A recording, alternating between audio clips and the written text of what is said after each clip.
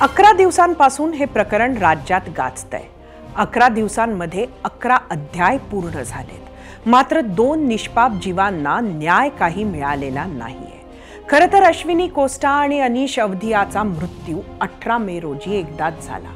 आपल्या व्यवस्थेनं मात्र त्यांना वारंवार मारलंय। जसं की इतक्या गंभीर दुर्घटनेतील मुख्य आरोपी असलेल्या अल्पवयीन कार चालकाला अवघ्या 12 तासात जामीन मिळाला, तेव्हा अश्विनी कोस्टा आणि अनीश अवधियाचा दुसऱ्यांदा मृत्यू झाला।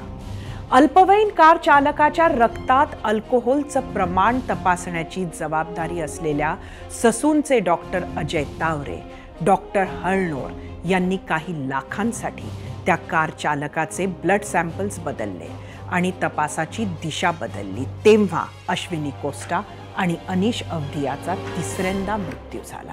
आणि आता तर प्रकरणात आलेलं राजकारणात ताकद किती असते हेही याच प्रकरणात दिसून गेले, कारण इथे विरोधकांनी मुद्दा लावून धरला आणि कारवाईला वेग आला हे नाकारता येत नाही। त्याला जोड मिळाली ती सर्वसामान्य नागरिकांच्या रेट्याची, आणि त्यामुळेच हे प्रकरण दडपता आले नाही हेही तेवढेच खरे।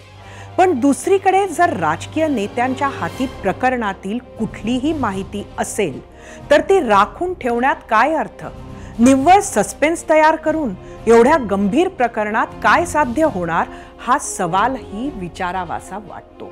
माहिती लवकरात लवकर तपास यंत्रणा किंवा पब्लिक डोमेनमध्ये आणली पाहिजे।